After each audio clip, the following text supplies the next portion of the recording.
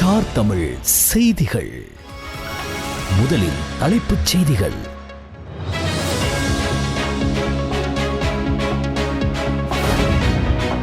ஆயுத படைகளின் முன்னாள் தளபதிகள் மீது பிரித்தானியாவால் விதிக்கப்பட்ட தடைகள் ஒருதலைப்பட்சமான நடவடிக்கை. வெளியுறவு அமைச்சர் பிரித்தானிய உயர்ஸ்தானிகரிடம் தெரிவிப்பு.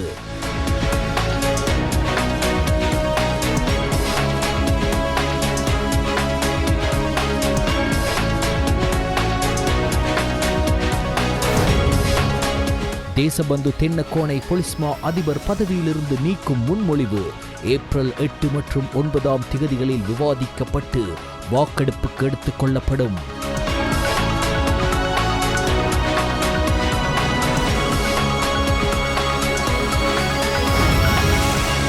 நாட்டை அபிவிருத்தி செய்வதற்கு பதிலாக திசை காட்டி அரசாங்கமானது நாடு முழுவதும் வெறுப்புணர்வை பரப்பி வருகிறது. எதிர்க்கட்சித் தலைவர் சஜித் பிரேமதாச குற்றச்சாட்டு. ජනාධිපතිවරයා ප්‍රමුඛ රජයට අපි කියන්න කැමතියි. දැන් කයිවාරුව නතර කරලා වැඩ පටන් ගන්න. ආණ්ඩුවක වගකීම 24 மருந்துக்கான அதிகபட்ச சில்லறை விலை பொறிமுறையை ஒழுங்குபடுத்துவதற்கான விசேட வர்த்தமானி வெளியீடு.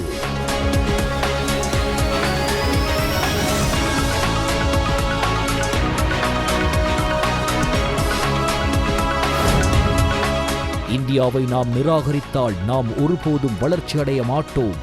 முன்னாள் ஜனாதிபதி ரணில் விக்ரமசிங்க எச்சரிக்கை.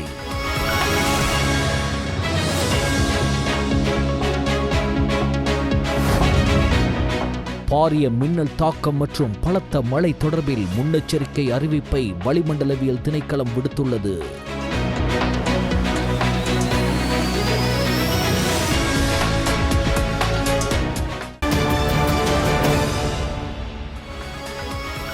உள்நாட்டுச் செய்திகள். தேசபந்து தென்னக்கோனை பொலிஸ்மா அதிபர் பதவியிலிருந்து நீக்குவது தொடர்பில் சபாநாயகரிடம் முன்வைக்கப்பட்டுள்ள பிரேரணை இன்றைய தினம் நாடாளுமன்ற ஒழுங்கு புத்தகத்தில் உள்ளடக்கப்பட உள்ளதாக பாராளுமன்ற தொடர்பாடல் திணைக்களம் தெரிவித்துள்ளது. குறித்த பிரேரணையை ஆளுங்கட்சியின் பிரதி அமைச்சர்கள் மற்றும் நாடாளுமன்ற உறுப்பினர்கள் அடங்கிய குழுவினர் நேற்றைய தினம் சபாநாயகரிடம் கையளித்தனர். தேசபந்து தென்னக்கோன் 2002 ஆண்டு 5ஆம் இலக்க அதிகாரிகளை நீக்கும் சட்டத்தின் 2 சரத்துக்களை மீறியுள்ளதாக அதில் சுட்டிக்காட்டப்பட்டுள்ளது. 2023 ஆண்டு இடம்பெற்ற மனித கொலைக்கான சூழ்ச்சியை மேற்கொண்ட குற்றச்சாட்டின் கீழ் நீதிமன்றில் சரணடைந்த பின்னர் தேசபந்து தென்னக்கோன் விளக்கமறியலில் வைக்கப்பட்டுள்ளார். அதில் 2 காரணங்களை மேற்கோள் காட்டி பொலிஸ்மா அதிபர் தேசபந்து தென்னக்கோனை அந்த பதவியிலிருந்து நீக்குவதற்கான பிரேரணையை தேசிய மக்கள் சக்தியின் பாராளுமன்ற உறுப்பினர்கள் கையளித்துள்ளனர். இதேவேளை அதற்கு தமது ஆதரவை வழங்குவதாக பிரதான எதிர்க்கட்சியான ஐக்கிய மக்கள் சக்தி தெரிவித்துள்ளது. இந்நிலையில் தேசபந்து தென்னக்கோனை பொலிஸ்மா அதிபர் பதவியிலிருந்து நீக்கும் முன்மொழிவு ஏப்ரல் 8 மற்றும் 9 திகதிகளில் விவாதிக்கப்பட்டு வாக்கெடுப்புக்கு எடுத்துக் கொள்ளப்படும் என அமைச்சரவை பேச்சாளர் டாக்டர் நலிந்த ஜெயதிச தெரிவித்தார். ஆயுத படைகளின் முன்னாள் தளபதிகள் மீது பிரித்தானியாவால் விதிக்கப்பட்ட தடைகள் ஒருதலைப்பட்சமான நடவடிக்கை என்றும் உள்ளூர் நல்லிணக்க செயல்முறைக்கு அது எந்த வகையிலும் உதவாது என்பதே அரசாங்கத்தின் நிலைப்பாடு என்றும் வெளியுறவு அமைச்சர் இலங்கைக்கான பிரிட்டிஷ் உயர்ஸ்தானிகரிடம் தெரிவித்துள்ளார். முன்னாள் இராணுவ தளபதிகள் சவேந்திர சில்வா மற்றும் ஜகத் ஜெயசூரிய, முன்னாள் கடற்படை தளபதி வசந்த கருணாகொட மற்றும் கருணா அம்மான் என்று அழைக்கப்படும் விநாயகமூர்த்தி முரளிதரன் ஆகியோர் மீது பிரித்தானியா தடைகளை விதித்திருந்தது. இதனை அடுத்து சவேந்திர சில்வா, வசந்த கருணாகொட, ஜகத் ஜெயசூரிய மற்றும் கருணா அம்மான் ஆகியோருக்கு பிரித்தானியா விதித்துள்ள தடை தொடர்பில் அரசாங்கத்தின் உறுதியான நிலைப்பாட்டை ஜனாதிபதி நாட்டு மக்களுக்கும் சர்வதேசத்துக்கும் வெளிப்படையாக அறிவிக்க வேண்டும் என தொடர்ச்சியாக பெரும்பான்மையின அரசியல்வாதிகள் பலரும் கோரிக்கை முன்வைத்து வந்தனர். இந்த பின்னணியில் அரசாங்கத்தின் இந்த அறிவிப்பு வெளியாகியுள்ளது.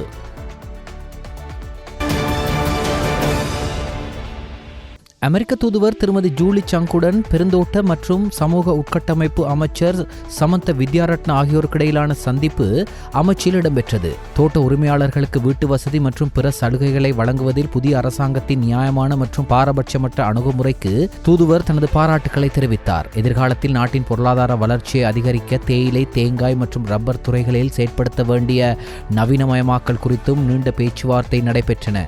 அமெரிக்காவிற்கும் இலங்கைக்கும் இடையிலான பொருளாதார உறவுகளை வளர்ப்பதற்கு தேவையான நடவடிக்கைகளை எடுக்கப்பட்டு வருவதாகவும் தூதுவர் இதன்போது வலியுறுத்தினார்.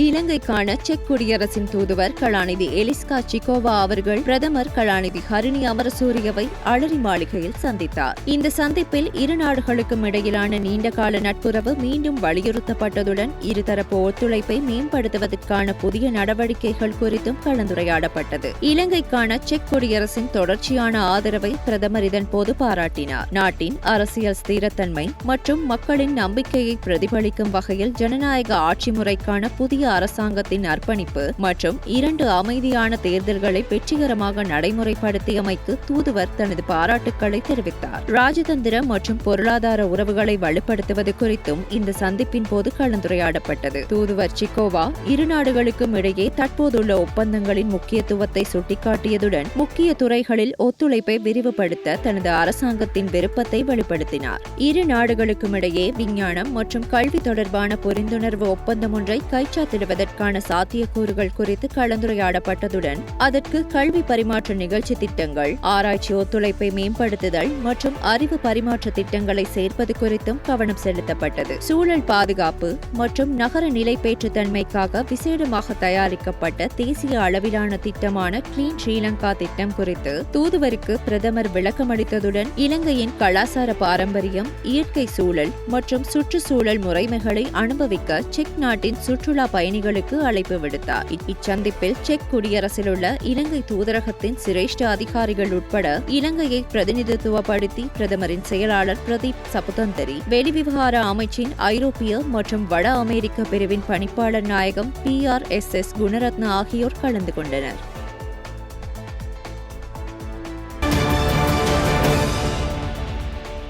ஆளும் மக்கள் விடுதலை முன்னணியினர் பல தசாப்த காலங்களாக சமூகத்தில் வெறுப்பை பரப்பி வந்தனர். வெறுப்பை பரப்பி அந்த வெறுப்பின் மூலம் வெற்றிகளை தமதாக்கிக் கொண்டனர். உலகில் எந்த நாடும் வெறுப்பை பரப்பி அபிவிருத்தியை, முன்னேற்றத்தை காணவில்லை. ஜனாதிபதி அனுரகுமார திசாநாயக்கவுக்கு 60 மாத கால ஜனாதிபதி ஆணை உள்ளது. இதில் 10ல் 1 பங்கே முடிந்துள்ளன. இன்னும் கூட வெறுப்பை பரப்பி அரசியலை வெற்றிகளை பெற முயல்கின்றனர் என எதிர்க்கட்சித் தலைவர் சஜித் பிரேமதாச தெரிவித்தார். எதிர்வரும் உள்ளூராட்சி மன்ற தேர்தலை இலக்காக கொண்டு ஐக்கிய மக்கள் சக்தியின் நுவரெலியா மாவட்ட வேட்பாளர்களுடன் நேற்று இடம்பெற்ற சந்திப்பில் கலந்து கொண்டு உரையாற்றும் போதே அவர் இவ்வாறு தெரிவித்தார். மருந்துகளுக்கான அதிகபட்ச சில்லறை விலை பொறிமுறையை ஒழுங்குபடுத்துவதற்கான அதிவிசேட வர்த்தமானி அறிவித்தல் வெளியிடப்பட்டுள்ளது. இது தொடர்பான வர்த்தமானியை சுகாதார அமைச்சர் வைத்தியர் நலிந்த ஜெயதிச வெளியிட்டுள்ளார். மருந்து ஒழுங்குமுறை ஆணைக்குழு ஆண்டுக்கு 2 முறை அதிகபட்ச விலையை மாற்றியமைக்க அதிகாரம் பெற்றுள்ளதுடன் டாலரின் பெறுமதி ஏற்ற இறக்கமாக இருந்தால் பொதுமக்களின் நலனுக்காக எந்த நேரத்திலும் இந்த அதிகபட்ச விலைகளை மாற்றுவதற்கான சட்டப்பூர்வ அதிகாரத்தையும் அவர்கள் கொண்டுள்ளனர். தமிழ் சிங்கள புத்தாண்டு காலத்தில் அத்தியாவசிய உணவுப் பொருட்களின் பொதியை தள்ளுபடி விலையில் வழங்க அரசாங்கம் நடவடிக்கை எடுத்துள்ளது. அதன்படி 5000 ரூபாய் மதிப்புள்ள அத்தியாவசிய உணவுப் பொருட்கள் அடங்கிய பருவகால உணவுப் பொதியை ரூபாய் 2500 வழங்க திட்டமிடப்பட்டுள்ளது. இதற்கான நிவாரண பலன்களை எதிர்பார்த்து புதிய விண்ணப்பங்களை சமர்ப்பித்த 8,12,753 விண்ணப்பதாரர்களிடமிருந்து பொருத்தமான பயனாளிகள் தேர்ந்தெடுக்கப்பட்டுள்ளனர். அதன்படி 2025 ஏப்ரல் 1ஆம் தேதி முதல் 2025 ஏப்ரல் 13ஆம் தேதி வரை நாடு முழுவதும் அமைந்துள்ள லங்கா சதோச விற்பனை நிலைய வலையமைப்பு மற்றும் கூட்டுறவு விற்பனை நிலையங்கள் மூலம் பயனாளிகளுக்கு உணவுப் பொதிகள் வழங்கப்படும். வேளாண்மை, கால்நடை, நிலம் மற்றும் நீர்ப்பாசன அமைச்சர் மற்றும் வர்த்தக, வாணிப, உணவு பாதுகாப்பு மற்றும் உணவு கூட்டுறவு அமைச்சர் ஆகியோர் சமர்ப்பித்த கூட்டு முன்மொழிவின் அடிப்படையில் இது செயற்படுத்தப்படுவதாக அரசாங்கம் தெரிவித்துள்ளது. மத்திய அதிவேக நெடுஞ்சாலையில் ஏற்பட்ட வேன் விபத்தில் உயிரிழந்த களனி பல்கலைக்கழகத்தின் தத்துவத்துறையின் உளவியல் பிரிவு பிரதானி சிரேஷ்ட விரிவுரையாளர் கலாநிதி NDG கயந்த குணேந்திரவின் மனைவியும் காலமானார். கொழும்பு தேசிய வைத்தியசாலையில் சிகிச்சை பெற்று வந்த நிலையில் அவர் இன்று உயிரிழந்தார். இதன்படி இந்த சம்பவத்தில் உயிரிழந்தவர்களின் எண்ணிக்கை 3ஆக அதிகரித்துள்ளது. கடந்த 18ஆம் திகதி களனி பல்கலைக்கழக தத்துவ ஆய்வுகள் துறையின் உளவியல் பிரிவின் தலைவராக பணியாற்றிய 46 வயதுடைய பேராசிரியர் ஒருவர் தனது மனைவி, 3 பிள்ளைகள் மற்றும் மனைவியின் தாய் மற்றும் சகோதரனுடன் யாழ்ப்பாணத்திற்கு சுற்றுலா சென்றுவிட்டு வேனில் மீண்டும் வீடு நோக்கி பயணித்துள்ளனர். இதன்போது குருநாகல் பகுதியிலிருந்து மீரிகம நோக்கி பயணித்த இந்த வேனானது வீதியில் பயணித்த லாரியொன்றின் பின்புறத்தில் மோதி விபத்துக்குள்ளாகியுள்ளது. விபத்தின் போது வேனில் பயணித்த களனி பல்கலைக்கழக பேராசிரியரும் அவரது மனைவியும் 3 பிள்ளைகளும் மனைவியின் தாய் மற்றும் சகோதரனும் படுகாயமடைந்த நிலையில் மீரிகம வைத்தியசாலையில் அனுமதிக்கப்பட்ட பின்னர் பின்னர் கலனி பல்கலைக்கழக பேராசிரியர் உயிரிழந்தார். இதனை அடுத்து விபத்தில் படுகாயமடைந்த கலனி பல்கலைக்கழக பேராசிரியரின் மனைவியும் 3 பிள்ளைகளும் மனைவியின் தாய் மற்றும் சகோதரனும் மேலதிக சிகிச்சைக்காக கொழும்பு தேசிய வைத்தியசாலைக்கு மாற்றப்பட்டனர். பின்னர் கலனி பல்கலைக்கழக பேராசிரியரின் 3 பிள்ளைகளும் மனைவியின் தாயும் சிகிச்சை பெற்றுவிட்டு வீடு திரும்பிய நிலையில் மனைவியின் சகோதரன் சிகிச்சை பலனின்றி உயிரிழந்தார். இந்நிலையில் கொழும்பு தேசிய வைத்தியசாலையில் சிகிச்சை பெற்று வந்த கலனி பல்கலைக்கழகத்தின் பேராசிரியரின் மனைவியும் இன்றைய தினம் சிகிச்சை பலனின்றி உயிரிழந்துள்ளதாக போலீசார் தெரிவித்தனர். இது தொடர்பில் போலீசார் விசாரணைகளை மேற்கொண்டு வருகின்றனர். பூநகரி பிரதேச சபைக்கான வேட்புமனுவை பாராளுமன்ற உறுப்பினர் சிவஞானம் ஸ்ரீதரன் தலைமையிலான இலங்கை தமிழரசு கட்சி கிளிநொச்சி மாவட்ட செயலகத்தில் இன்று காலை கையெழுத்திருந்தனர். தொடர்ந்து ஊடகங்களுக்கு கருத்து தெரிவித்த பாராளுமன்ற உறுப்பினர் சிவஞானம் ஸ்ரீதரன், விடுதலை நோக்கிய பயணத்தில் உள்ளூர் அதிகார சபைகள் தேர்தல் என்பது ஒரு குட்டி அரசுக்கான முதன்மை தேர்தல். பூநகரி பிரதேச சபைக்கான 11 வட்டாரத்திற்கான வேட்புமனுவை தாக்கல் செய்திருக்கின்றோம். கடந்த தேர்தல்களிலும் 11 வட்டாரங்களில் வெற்றி பெற்றிருக்கின்றோம். இம்முறையும் வெற்றி பெற்று கிளிநொச்சி மாவட்டத்தில் 3 சபைகளையும் கைப்பற்றுவோம் என அவர் தெரிவித்தார். கூட்டுறவு மொத்த விற்பனை கூட்டுத்தாபனத்தை கலைத்தல் தொடர்பாக இதற்கு முன்னரான அமைச்சரவை தீர்மானத்தை ரத்து செய்து சாத்திய வளத்துடன் கூடிய வியாபார திட்டத்தின் அடிப்படையில் குறித்த கூட்டுத்தாபனத்தின் வர்த்தக நடவடிக்கைகளை மீண்டும் ஆரம்பிப்பதற்கு அமைச்சரவை அனுமதி வழங்கியுள்ளது. 1949 ஆண்டின் 47ஆம் இலக்க கூட்டுறவு மொத்த விற்பனை கூட்டுத்தாபன சட்டத்தை ரத்து செய்து குறித்த நிறுவனத்தை கலைப்பதற்கு 2024 செப்டம்பர் 2ஆம் தேதி அன்று இடம்பெற்ற அமைச்சரவை கூட்டத்தில் தீர்மானம் எடுக்கப்பட்டுள்ளது. ஆனாலும் வளமான நாடு அழகான வாழ்வு கொள்கை பிரகடனத்திற்கமைய சந்தை போட்டித்தன்மையை அதிகரிப்பதன் மூலம் மக்களுக்கு தரமான பொருட்கள் மற்றும் சேவைகளை நியாயமான முறையில் தொடர்ச்சியான விநியோகத்தை உறுதிப்படுத்தும் நோக்கில் சந்தை நடவடிக்கைகளில் அரச பணி பொறுப்புகளை மேற்கொள்வதற்காக கூட்டுறவு மொத்த விற்பனை கூட்டுத்தாபனம் முக்கிய பல பணிகளை மேற்கொள்வதற்கு இயலுமை உண்டு. இலங்கை கிரிக்கெட் சபை இலங்கை அணியின் முன்னாள் வீரர் சாமர சில்வாவை இலங்கை 19 வயதுக்குட்பட்ட தேசிய அணியின் தலைமை பயிற்சியாளராக நியமித்துள்ளது. இத்தீர்மானம் 2025 மார்ச் 1ஆம் தேதி முதல் 2026 டிசம்பர் 31ஆம் தேதி வரை அமுலில் இருக்கும் என தெரிவிக்கப்படுகிறது. சாமர சில்வா 75 ஒருநாள் போட்டிகள், 11 டெஸ்ட் போட்டிகள் மற்றும் 16 T20 சர்வதேச போட்டிகளில் இலங்கையை பிரதிநிதித்துவப்படுத்தியுள்ளார். இவரது பயிற்சியாளர் பதவியின் முக்கிய பொறுப்பு 2026ஆம் ஆண்டு நடைபெறவுள்ள ICC 19 வயதுக்குட்பட்ட உலக கிண்ணத்திற்கு இலங்கை அணியை தயார்படுத்த சாமர சில்வாவின் அனுபவமும் திறமையும் இளம் வீரர்களை வளர்ப்பதற்கும் இலங்கையின் சர்வதேச இளையோர் கிரிக்கெட் செயற்திறனை மேம்படுத்துவதற்கும் உதவும் என இலங்கை கிரிக்கெட் சபை நம்பிக்கை தெரிவித்துள்ளது.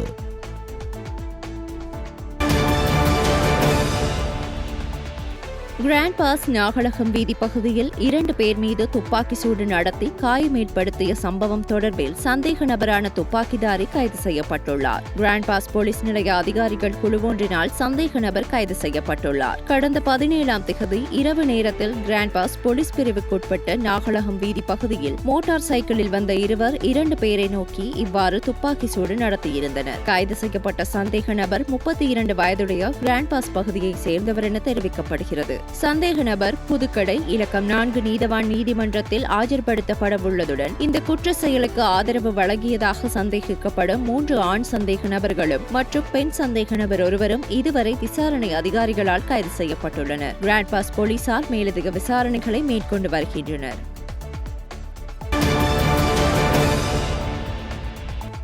எப்பாவள போலீஸ் பிரிவின் கிருலோகம பகுதியில் உள்ள மடாலயம் ஒன்றினுள் கூரிய ஆயுதத்தால் தாக்கப்பட்டு பிக்கு ஒருவர் கொலை செய்யப்பட்டுள்ளார். எப்பாவள போலீஸ் நிலையத்திற்கு கிடைத்த முறைப்பாட்டின் அடிப்படையில் இது தொடர்பாக விசாரணைகள் ஆரம்பிக்கப்பட்டுள்ளன. 69 வயதுடைய கிருலோகம பகுதியில் உள்ள ஒரு மடாலயத்தில் வசித்து வந்த பிக்கு ஒருவரே இவ்வாறு கொலை செய்யப்பட்டுள்ளார். உயிரிழந்த பிக்குவை சந்திப்பதற்காக வந்த நபர் ஒருவரும் வேறு ஒரு விகாரையை சேர்ந்த பிக்கு ஒருவருமே இந்த கொலையை கண்டு போலீஸ் நிலையத்திற்கு தகவல் அளித்ததாக போலீசார் தெரிவிக்கின்றனர். பின்னர் போலீசார் விசாரணைகளை மேற்கொண்ட நிலையில் பிக்குவிற்கு முச்சக்கர வண்டி மற்றும் சாரதி ஒருவர் இருப்பதும் தெரிய வந்த நிலையில் குறித்த சாரதி தற்போது மடாலயத்தில் இல்லை என்பதும் தெரிய வந்துள்ளது. குறித்த முச்சக்கர வண்டி சாரதி பற்றிய தகவல்கள் இன்னும் வெளியாகவில்லை என தெரிவிக்கப்படுகிறது. கொலையை யார் செய்தார்கள் என்பது குறித்து இதுவரை எந்த தகவலும் வெளியாகவில்லை என போலீசார் தெரிவிக்கின்றனர். நீதவான் பரிசோதனையின் பின்னர் சடலம் அனுராதபுரம் வைத்தியசாலையின் பிரேத அறையில் வைக்கப்பட்டுள்ள நிலையில் எப்பாவள போலீசார் மேலதிக விசாரணைகளை மேற்கொண்டு வருகின்றனர். இந்தியாவின் ஆதரவு நிராகரிக்கப்பட்டால் இலங்கை வளர்ச்சியடையாது. 2050 இன்னும் ஏழ்மை நிலைக்கு தள்ளப்படும் என முன்னாள் ஜனாதிபதி ரணில் விக்ரமசிங்கே எச்சரித்தார். நிகழ்ச்சியொன்றில் உரையாற்றிய ரணில் விக்ரமசிங்கே இவ்வாறு தெரிவித்தார். இந்தியா நமது நெருங்கிய அண்டைய நாடு. அது அமெரிக்கா, ரஷ்யா அல்லது சீனா அல்ல. எனவே இலங்கை செய்ய வேண்டியது இந்த உறவை சிறப்பாக பயன்படுத்துவதாகும். இலங்கை தனது வேலையை இந்தியா மூலம் செய்ய வேண்டும். அதே நேரத்தில் இலங்கை 4.3 பில்லியன் அமெரிக்க டாலர்களை பெறவில்லை என்றால் நமது நாடு என்னவாக இருந்திருக்கும்?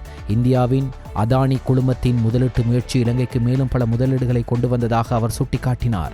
முதலீட்டை முன்னுரிமையாக கொண்டு இலங்கை முன்னேற இதுவே ஒரு வழி. இந்தியாவை நாம் நிராகரித்தால் நாம் ஒருபோதும் வளர்ச்சியடைய மாட்டோம் என்று அவர் எச்சரித்தார். எந்த அரசாங்கம் ஆட்சியில் இருந்தாலும் முன்னேற இந்த பாதையை பயன்படுத்துவதில் கவனம் செலுத்த வேண்டும் என்று முன்னாள் ஜனாதிபதி கூறினார்.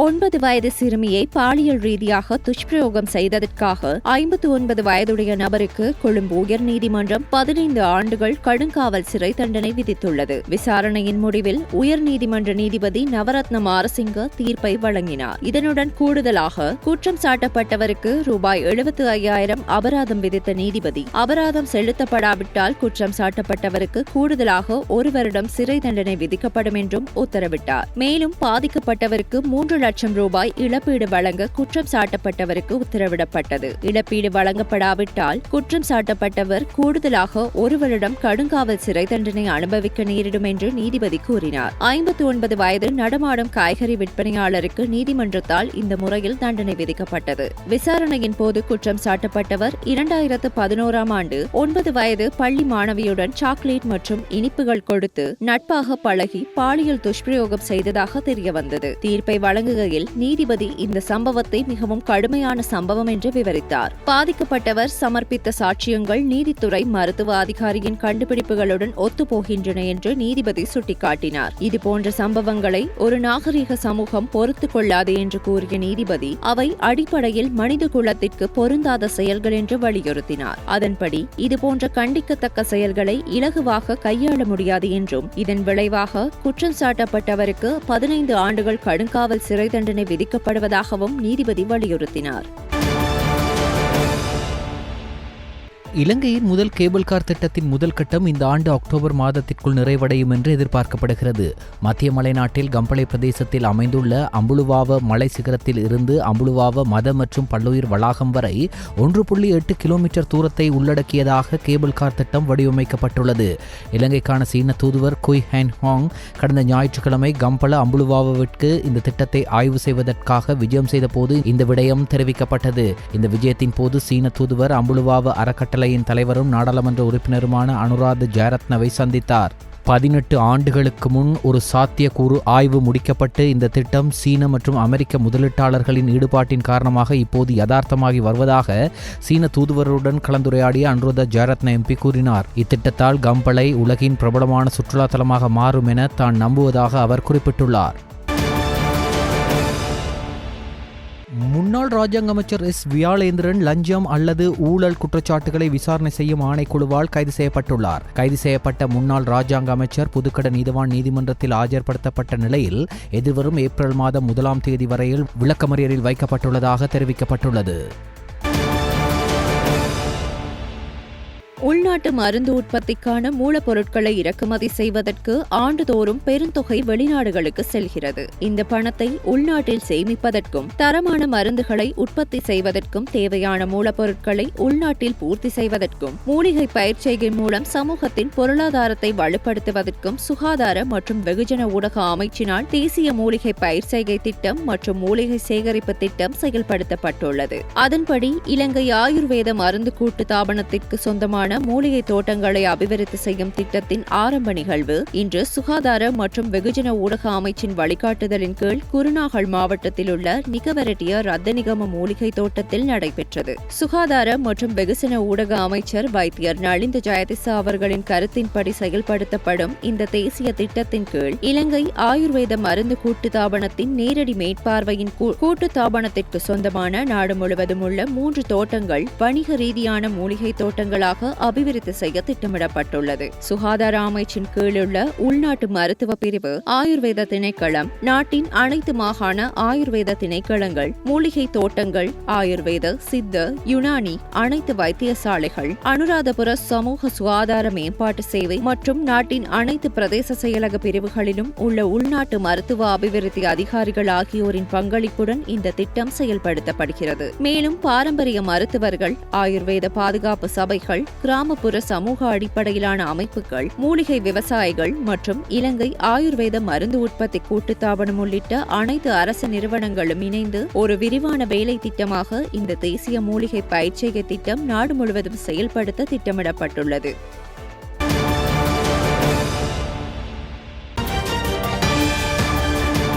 செய்திகள் தொடர்கின்றன. வெளிநாட்டு செய்திகள். பிரான்சில் விமானப்படை விமானங்களின் சாகச நிகழ்ச்சி ஒத்திகையின் போது 2 ஜெட் விமானங்கள் விபத்துக்குள்ளாகின. நேற்று செவ்வாயன்று பிரான்ஸ் விமானப்படையின் சாகச நிகழ்ச்சிகள் நடத்தும் குழுவினர் ஒத்திகையில் ஈடுபட்டுக் கொண்டிருக்கும் போது இந்த அசம்பாவிதம் நிகழ்ந்துள்ளது. ஊடகங்களில் வெளியாகியுள்ள வீடியோக்களில் 6 விமானங்கள் ஒத்திகையில் ஈடுபட்டுள்ளதையும் அவை கீழிறங்கும் போது 2 விமானங்கள் மோதி கீழே விழுவதையும் காண முடிகிறது. ஒரு விமானம் தானியங்கள் சேமித்து வைக்கும் கிடங்கு ஒன்றின் மீது மோதி தீப்பிடித்துள்ளது. இந்த விபத்தில் விமானம் கீழ் நோக்கி பாயும் போதே 2 விமானிகளும் விமானத்தில் பயணித்த ஒரு நபரும் பாராசூட் மூலம் குதித்துவிட்டதால் உயிர் தப்பியிருக்கிறார்கள். என்றாலும் அவர்களுக்கு காயங்கள் ஏற்பட்டுள்ளதால் அவர்களுக்கு சிகிச்சை அளிக்கப்பட்டு வருகிறது. இந்த ஒத்திகையில் பயன்படுத்தப்பட்ட ஜெட் விமானங்கள் ரஷ்ய ஊடுருவலுக்கு பின் உக்ரைன் விமானிகளுக்கு பயிற்சி அளிக்க பயன்படுத்தப்படும் விமானங்கள் என்பது குறிப்பிடத்தக்கது.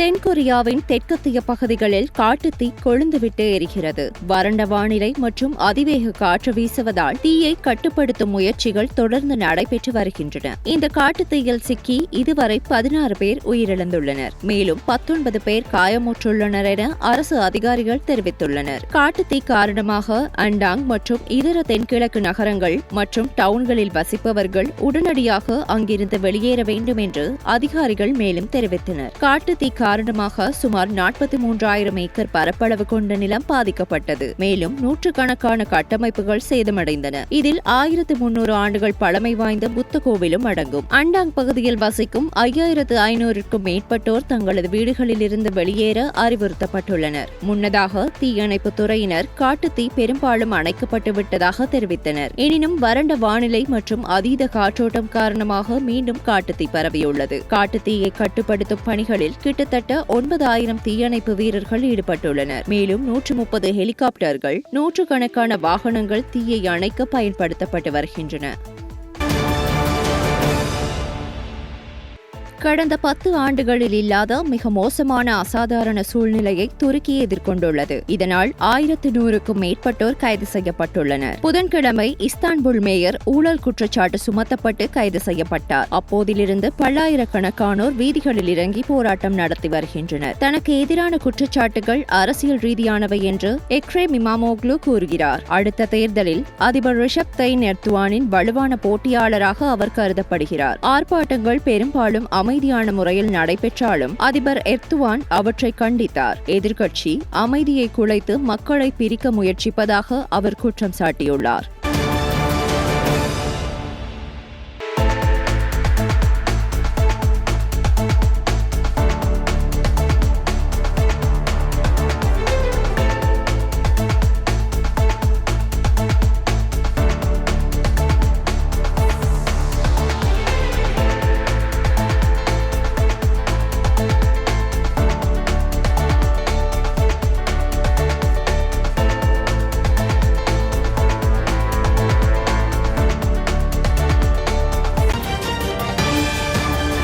இடைவேளைக்கு பின்னர் செய்திகள் தொடரும். செய்திகள் தொடர்கின்றன. விளையாட்டு செய்திகள். 2025 IPL தொடர் இந்தியாவின் பல்வேறு நகரங்களில் நடைபெற்று வருகிறது. இதில் அகமதாபாத்தில் உள்ள நரேந்திர மோடி ஸ்டேடியத்தில் நடைபெற்ற 5வது லீக் ஆட்டத்தில் குஜராத் டைட்டன்ஸ் அணி மற்றும் பஞ்சாப் கிங்ஸ் அணிகள் மோதின. இதில் நாணய சுழற்சியில் வெற்றி பெற்ற குஜராத் பந்து வீச்சை தெரிவு செய்தது. அதன்படி முதலில் துடுப்படுத்த ஆடிய பஞ்சாப் கிங்ஸ் அணி 20 ஓவர்களில் 5 விக்கெட் இழப்புக்கு 243 ஓட்டங்களை குவித்தது. அதிகபட்சமாக அணித்தலைவர் ஸ்ரேயாஸ் ஐயர் 97 ஓட்டங்களை எடுத்தார். குஜராத் தரப்பில் சாய் கிஷோர் 3 விக்கெட்டுகளை வீழ்த்தினார். அகமதாபாத் மைதானத்தில் T20 கிரிக்கெட் போட்டிகளில் ஒரு அணி குவித்த அதிகபட்ச ஓட்டங்கள் இதுவாகும். இதற்கு முன்னர் நியூசிலாந்துக்கு எதிராக இந்தியா 234 ஓட்டங்கள் அடித்திருந்ததை சாதனையாக இருந்தது. தற்போது அதனை முந்தியுள்ள பஞ்சாப் கிங்ஸ் அணி புதிய வரலாறு படைத்துள்ளது. பாரிய மின்னல் தாக்கம் மற்றும் பலத்த மழை தொடர்பில் முன்னெச்சரிக்கை அறிவிப்பை வளிமண்டலவியல் திணைக்களம் விடுத்துள்ளது. இன்று பிற்பகல் 1 மணிக்கு வெளியிட்ட இந்த அறிவித்தல் இன்று இரவு 11 மணி வரை செல்லுபடியாகும் என்று திணைக்களம் தெரிவித்துள்ளது. மேல் சப்ரகமுவ, மத்திய, தென் மற்றும் ஊவா மாகாணங்களிலும் அம்பாரா மாவட்டத்திலும் மாலை அல்லது இரவு வேளைகளில் இடியுடன் கூடிய மழையுடன் பலத்த மின்னல் தாக்கங்கள் ஏற்படக்கூடும். இடியுடன் கூடிய மழை பெய்யும் போது அந்த பகுதிகளில் தற்காலிகமாக பலத்த காற்று வீசக்கூடுவதுடன் மின்னல் தாக்கங்களால் ஏற்படக்கூடிய அபாயங்களை குறைப்பதற்கு தேவையான நடவடிக்கைகளை எடுக்குமாறு வளிமண்டலவியல் திணைக்களம் பொதுமக்களை அறிவுறுத்தியுள்ளது.